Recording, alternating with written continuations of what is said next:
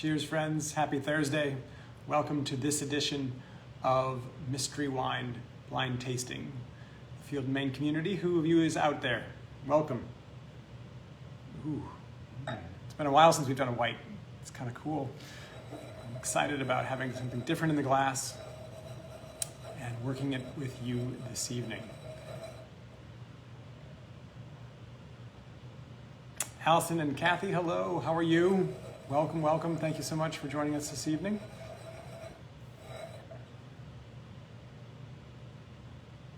Brenda McCarty's are here. Hi there. How are you? Matthew Fitzsimmons, sir. Great to have you as always. And Trans here tonight. Thank you, sir. Susan, hi. How are you? Chris and Peggy, thank you so much. I'm so glad you're with us this evening and that you're able to pick up some wine. Thank you also for your wonderful note. I very much appreciated receiving that. And Jan's here tonight too. And Todd Longworth. Hi, Todd. How are you? Garasics are with us too. This is awesome.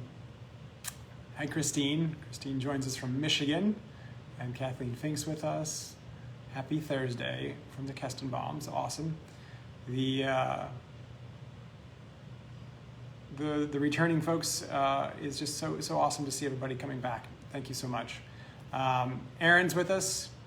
And the Swanbergs are here. Maria's with us. And Maria's with Randy, which is great. Hi, guys. David Pearson is watching. Hello, sir. Welcome to this evening's edition. We had kind of a 50-plus degree day. It was sunny and pleasant, so maybe it's fitting that we get a chance to drink something like this evening. Kate Rears and Shelley's watching. I'm sure Kate had her wisdom tooth out on Tuesday and back in action already, reporting for duty. That's fantastic. Nobody's necessarily watching you, and you can dribble a little bit out of your mouth. Nobody's going to notice, right? It's going to be fine. So I won't call any attention to it any more than I already have. And Robert's watching with us this evening. That's great. All right. What do we got, guys, gals? We've got, for those of you that don't have the wine, a white wine. As it was just poured for me, it had a little tiny spritz to it, a little bit of a tiny bit of bubble. I wouldn't call this a sparkling wine by any means, but the Millettes are here and the Toppers are watching too. It's great. Welcome, everybody. And Eric and Wendy are here, Bolstads. So it's not sparkling. I'm not seeing any more bubbles. I think it was just perhaps in pouring it. And sometimes you see a little bit of light bubble in the glass by way of some perhaps suspended SO2 that might be in the wine. And that's part of perhaps bottling. It's part of what's naturally in the wine. And as a more fresh kind of young wine, it might have had just a little bit of that. So that's one thing you might note, not necessarily as sparkling wine, but some of that little spritz blowing off as a part of opening the wine can indicate a youthful wine. Might not be, but it's something to think about. Susan's helping keep us back on track as Michael joins and watches along, but Susan's noting clear, pale, gold, and beautiful. Yeah, it is. It's got a little luster to it, doesn't it? It is clear. It is more on the pale side of things. It's not super intense, right? So that's what that means. We're talking about pale, medium, or deep color. We're referring to kind of our tasting sheet, and we're looking at the appearance and the intensity. And so does the intensity of this wine show pale, medium, i.e. is it kind of a little bit richer in its density and its intensity of appearance? Or is it robust? Kind of, does it have a deep quality to it that makes you think, let's put this in context, like water, something that's maybe a light gold color versus something that's sort of amber in color. And the color and the intensity relate. So Susan is giving hellos to Jan and Bobby, and Jan Nelson's joining us, which is awesome. Kate, you're saying it sounds like a little bit of a breakfast wine, i.e. Sancerre. It does have a little bit of a, and I'm getting ahead of myself, but kind of a confiture, kind of apricot, kind of confection element on the nose to me that would be lovely on something toasted at breakfast. So it's pale. It's clear. It's more of a golden color. It's not really a lemony color. It has more of a little bit of a gold hue, but pale golden hue. Great. When you smell it, then what do you smell? Is it clean? Do you smell any off aromas? Molly White's watching. John Long's with us. Hi, Molly. Hi, John. Great to have you with us. It's clean to me. Doesn't have any kind of off aromas, things that we've talked about before that would be off aromas. You might smell kind of that wet cardboard. You might get some ethyl acetate, kind of a nail polish remover. You might get something that smells like warmed plastic, Band-Aid, for example, but none of that's necessarily coming through here, and so I think it's pretty clean. Ripe fruit, Robert's noting too, and vanilla is another aroma that Susan's picking up on. What other smells are you getting? Glenn's noting some, he's smelling some pear, and cherry pie. Very interesting. Is it the aroma of the cherry pie, Susan? Like the cherries, or more the pie crust? What's coming out for you in this wine that's particularly prominent? Pears, yes. So we're thinking about kind of three general categories, or the acronym FEW, fruit, earth, and wood. And from the fruit side of things, what are you picking up on? Pears, Susan noted more of a cherry element. Apricot, I picked up on. Some vanilla coming through, and the cherries element presenting. That's interesting. Does anybody else have a hard time smelling, or at least admitting to the smell? I know Susan doesn't. She's found the cherries here, but in a white wine, finding something that's red, it is a mental block. Sometimes that occurs for me, where I don't get in the mode of identifying aromas, even if they're there, if they don't match in color. And sometimes that's a challenge I have to overcome in blind tasting. A jar of maraschino cherries, Jan's helping on Susan's note. And John is joining Molly. Good. Hey, John, how are you? Not much in the way of earth or wood, Robert's noting. Chris is asking about lychee, which would be a definite indicator of one particular varietal. And I'm not necessarily getting anything lychee there. I'm getting nothing necessarily in the way of earthy, like forest floor or mushroomy element, but I'm picking up a little bit of mineral quality, a little bit of stone, crushed rock, and things that would be classified as part of that earthen profile. Robert, are you picking that up? Anybody else getting that element too? And there's a tiny hint to me of maybe some alcohol at the very back end of the smell. There's just a heat that kind of comes through for me. And let's talk about that with respect to the appearance. Got any formation of these legs or tears that are forming? They're forming. They're taking a moment to form, and then they're sheeting with relative speed. So from that, just from that, we could ascertain that this is about a medium-bodied wine, right? And that kind of goes with the overall profile visually that we've seen, right? It has sort of a goldish hue to it, a golden hue, but it's more pale. So we wouldn't expect this necessarily to be a very ripe wine with a lot of high alcohol. But we'll see as we get more into this. Just by way of trying to build our first initial impressions, we're talking about a pale wine with gold kind of flecks of color and a flavor profile that has some pear, some cherry, some apricot, some mineral element.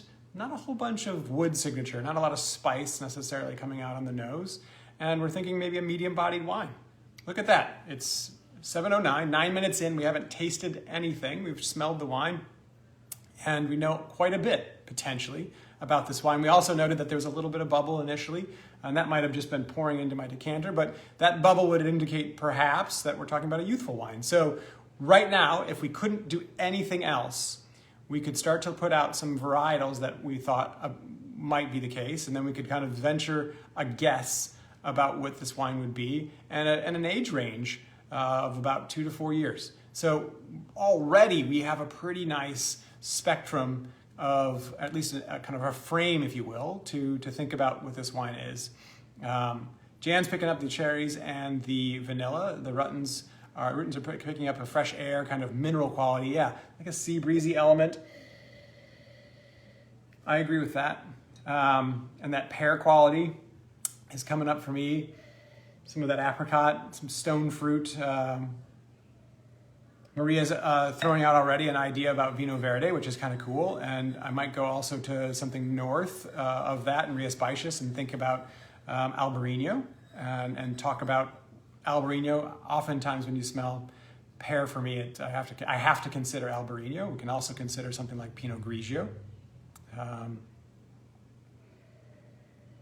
Johnny Sanders is picking up a little bit of banana on it. Kathy's joined us and is saying Albarino possibly. I am not, power suggestion, maybe a little bit of dried banana chip. It's not like a ripe or browned apple. It's not fresh. For me, it's more just a dried apple, a dried banana, profile. And now it's super power suggestion, but yeah, artificial banana flavor I'm picking up on. And I think Susan had noted this is not Chardonnay. Maybe not. Certainly something you got to kind of consider. I think whenever you say medium-bodied wine with a little bit of mineral element and you have a golden profile, you just throw Chardonnay in, right? And then you work your way away from it. But I think in the world of wine tasting and blind wine and the amount of Chardonnay that's produced, you can't not consider Chardonnay. And then you can quickly go away from it if you have a good reason to. Yeah, very cool. I pulled this up for fun today too, just to have it as a reference point for us, but this is the Wine Folly sheet that is the companion sheet to the red one that we've been using before.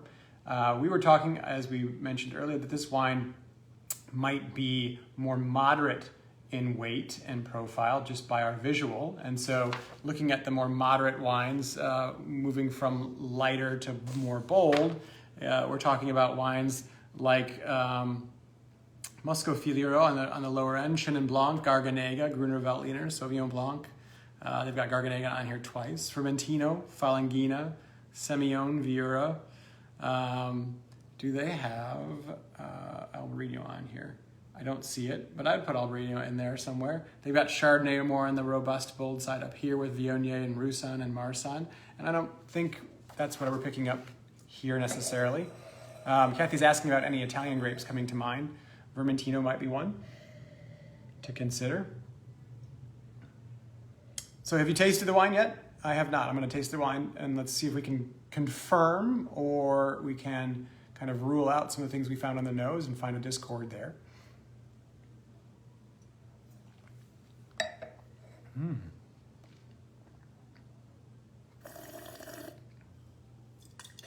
Cool. Ooh. Is it just me or is this wine salty? It has a salinity to it. The acids are high, which is, you can drink, Maria, that's fine. No problem at all. I just haven't yet. Wow, my first experience, first taste, and it's like all the salt sensors on my palate are going off. And it's been a while since I've had any wine, and maybe that's part of the reason, but the acidity is also present. Greek wine, Italian wine, these are things that have been thrown out or at least asked by way of question, and we should definitely consider them. I think the Greek wine is an interesting idea. Chris, thank you. Yes, on the salt. It is also textured, huh? This wine has a viscosity to it that might be a little bit weightier and rounder than I would have expected from the profile of the visual that we got. Certainly from the paleness of it, right? The legs and the tears that are forming would indicate perhaps a roundness. We talked about it being a medium weight wine. But gosh, it got in the mouth and just like saltwater would, it kind of just rounded out in a very pleasing way. Assyrtiko would be another varietal we can consider, and certainly a Greek varietal that might fit the bill here for sure. How unique.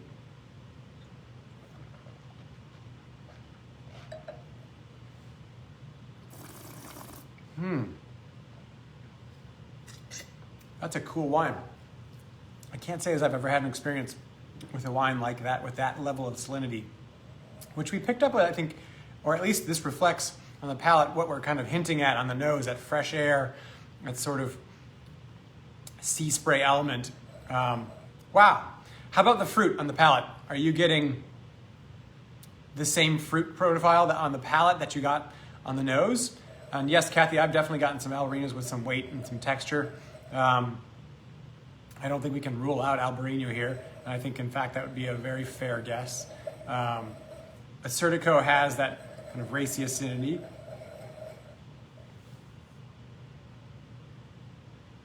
It's a cool wine. What do you taste? More peaches, ripe, apricot, yes.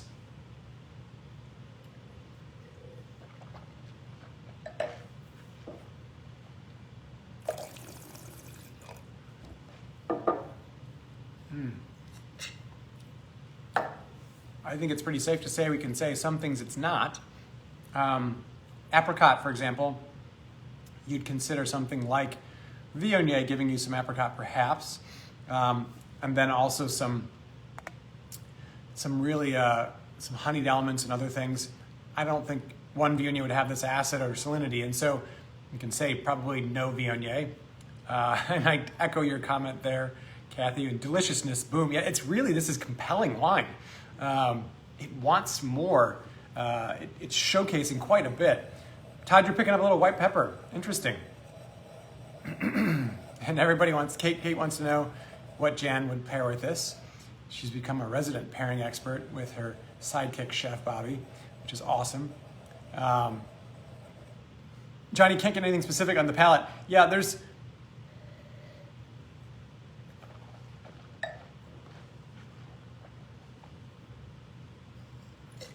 I understand what you're saying. There's kind of an amalgam of tastes on the palate without anything specific kind of really jumping out, although I do get some more of that apricot element. I also get like the pit, a little pit quality, and I wonder if that's some of that we got to in the nose and the cherry side of things, the cherry pit and kind of that almondy element. Wow, very interesting wine. Albarino, Assyrtiko we're talking about. Can we rule out Chardonnay, for example? I think we probably could. I don't think this is a Chardonnay that necessarily gives us full-blown Chardonnay characteristics, and it has so many other things that aren't necessarily Chardonnay-oriented. Great question from Anne McCarty in terms of Muscadet. Yeah, right. Could be a very interesting, very leesy, textural Muscadet. Certainly you would get some salinity. You have its coastal influence. Muscadet coming from the western part of the Loire Valley. And there's a bit of that pastry element that Chris is picking up on. Things it's not also, I don't know that it'd be, say, Roussanne or Marsanne. So question was asked about maybe this being a blend. Would this be a Rhone blend? Texturally it could be. I'm not sure about that. I think you'd have to have a few more things in there with a little bit of extra kind of zing. That acid and that salinity is really neat. Tried some Viewer, I remember, in the past from Spain, from Rueda, for example. This could be interesting in that context. Other Italian varietals, referencing the sheet here, maybe something like Falanghina.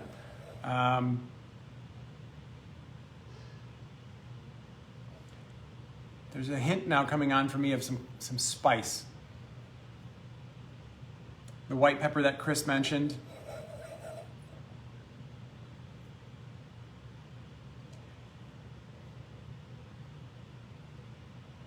There's a little like faint hint of mace for me. The effervescence is still a little bit baffling.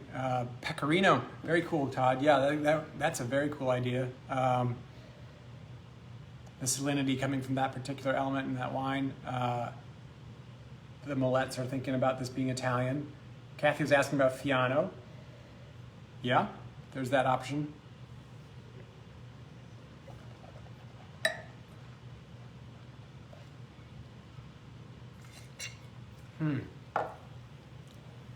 David Pearson's asking about Greek. Yeah, we were talking about Acertico earlier, David, and we still consider that an option here.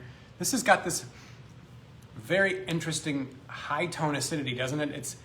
It's a high, bright acidity, but it lifts the weight of the wine from sort of a base kind of a weighted quality and almost shifts it up in the mouth, which is fascinating. It doesn't lay heavy on the tongue, but I feel it all over my mouth. With a medium plus density to it. Like it's not aerated like cotton candy in the mouth. There is a density, but it isn't sunk. It's almost like a heavy air, like an argon. Like it's filling the mouth in a weighted way, which is really unique and pretty special.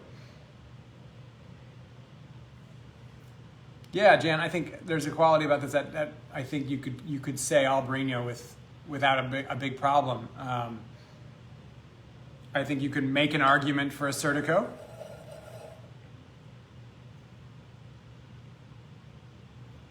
On the blend side of things, folks, where would we go if this was a blend? Much to kind of Maria's, I think, prompt there about asking about 100%. Where would this be a blend? And if it was a blend of what? So most obvious kind of white blend would be sort of southern France. Rhone style blend are the most perhaps famous white blends, but what else could we consider?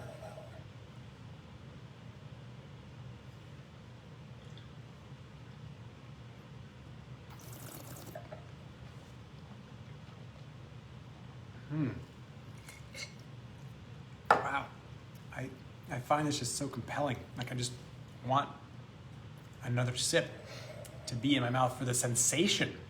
Sometimes wines, of course, create flavors, right? And they create textural experiences. They create taste experiences with respect to just acidity kind of bouncing off. But this wine is creating sensations in the mouth that are beyond just taste and flavor, I think. And that's kind of neat.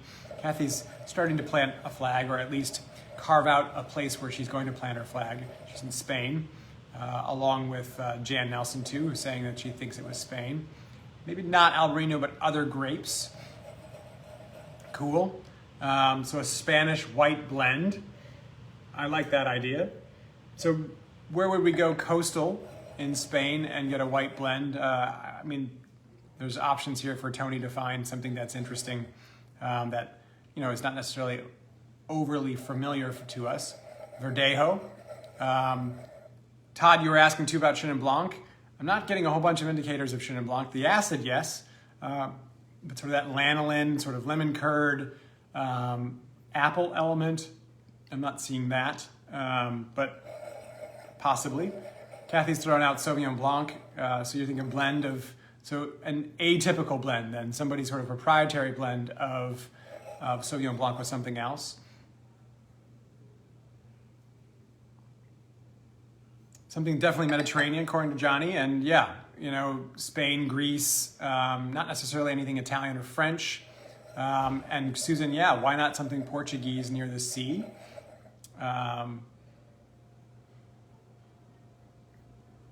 And Kathy, you're asking, do they grow Sauvignon Blanc in Spain? Yes, you find it. Would I know to call it from a blind context being very signature of something or other? Not necessarily. So if it has a little Sauvignon Blanc in it, that would be kind of neat. That would be somebody choosing to plant some Sauvignon Blanc and playing with it in this context. So I could see like someone deciding, hey, a little Sauvignon Blanc being blended in with Vieira and making a blend out of that. That might be neat.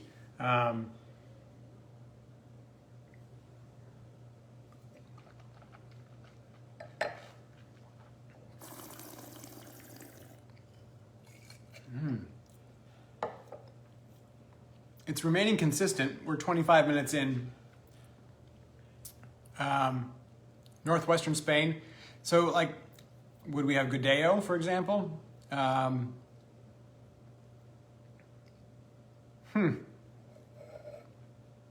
It would be a fascinating Gadeo if it was. I don't know that to be the case. Interesting.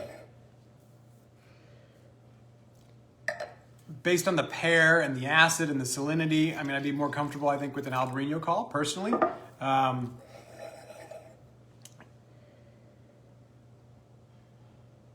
It's definitely changing now, though. I just said that and I poured myself a touch more.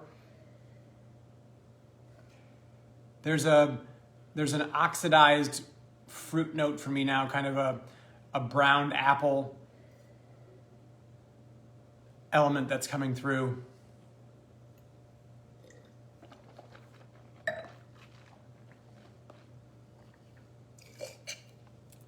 Wow, that is really nice. Maria's still sticking with Greek. Yeah, that's cool. I think you could play that angle for sure, and run a Certico. It has the textural weight. I mean, a Certico can have that weight in that body. You certainly would get a salinity from the sea, a mineral element.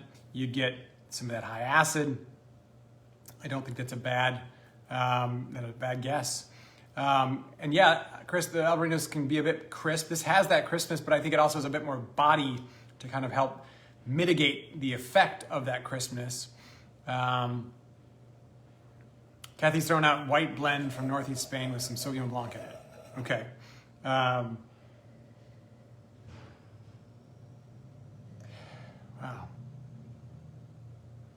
Swanbergs are putting out Verdeo or Albarino. Yeah, I think that's fair. Cool. Very cool. Anybody else have any particular ideas they want to put out?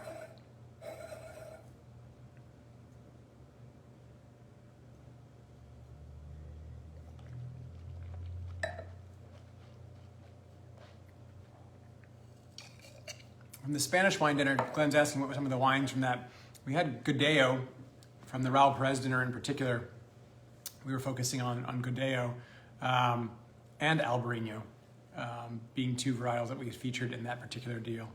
Yeah, it's lip-smackingly delicious, Kathy. I agree. It just begs for some food. Like if you had fried food that was like some fried fish fritters, excuse me. If you had even just salty potato chips, would be just so much fun. Like some calamari with this would be a blast. But then even, I think you could take this certainly into something richer and more profiled and have a lot of fun with cured elements, salt cod kind of bacalao stuffed into piquillo peppers.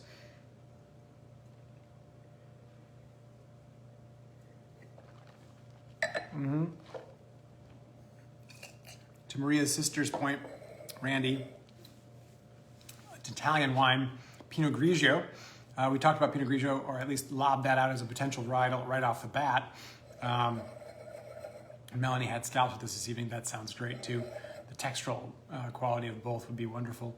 Pinot Grigio, I think some of the flavor profiles here would certainly match the intensity and weight you could get from Pinot Grigio, depending on the producer. I think I'm more on the Albarino side of things with that pear element that we got initially, and that's still there for me. But Pinot Grigio is another option to consider. So, where are we going, folks? Kathy had said she's going to go northeastern Spain with Sauvignon Blanc blend. We had a sort of a Certico Greek element thrown out there. Quite a few others that were sort of Spanish blend. I think I'm going to go Albarino and maybe 2018. And Johnny, yeah, there's some more available. You can certainly pick up a couple more bottles for your paella next week. That'd be awesome. Paella, yeah, that salty. You're doing a little bit of chicken, some seafood, that saffron element, and some chorizo, something salty, kind of cured meat in there would be fantastic. Nicole and Steven are going to throw out Spanish Blend 2019.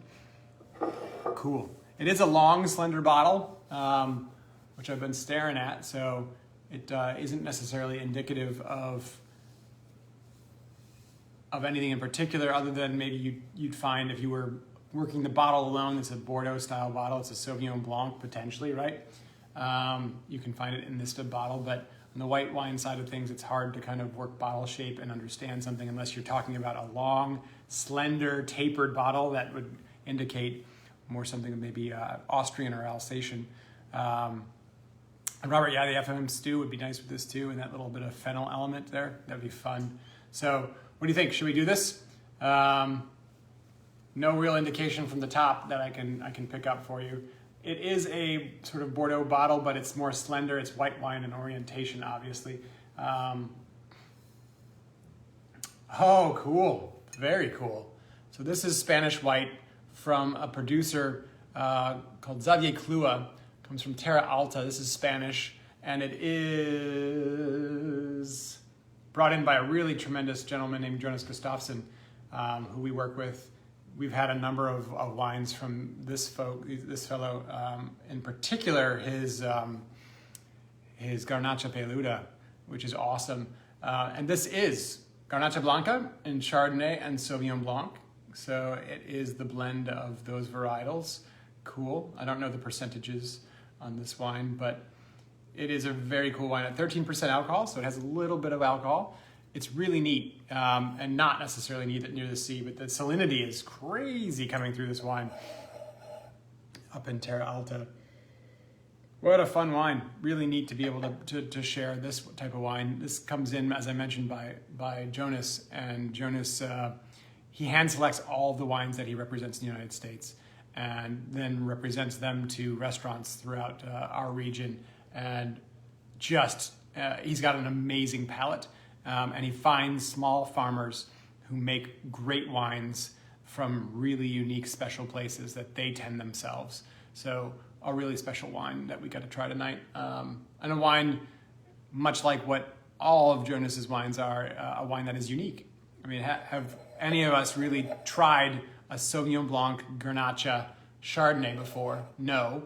But even how those wines were knit together, there isn't the context necessarily to know that. So, but Kathy, well done. You did put it on kind of a Sauvignon Blanc element and with a blend. And none of us really were comfortable with Chardonnay, for example. But Chardonnay here must be giving some of that textural weight. That's awesome. And then the Garnacha Blanca, Grenache Blanc, giving us maybe some of that late spice and some of that element. That banana part that we picked up might have been from that Chardonnay quality. But Sauvignon Blanc in a much more savory fashion here than anything else. And so very, very cool wine that is knit together by three varietals that don't find their way together often, but do in this case. So perfectly content to not nail that wine, especially because I got a chance to try that wine. Really special wine. Very cool. We do have some wines. I think we do have some bottles left, and we can get some more if you'd like some of these. And we'll have more of Jonas's wines on the list here in the next weeks and months to come. Look forward to those as much as I look forward to tasting with you again on Thursday. So thank you, everybody, for participating this week and for your thoughts and comments and tastes. We'll do it again in just 7 days. Cheers.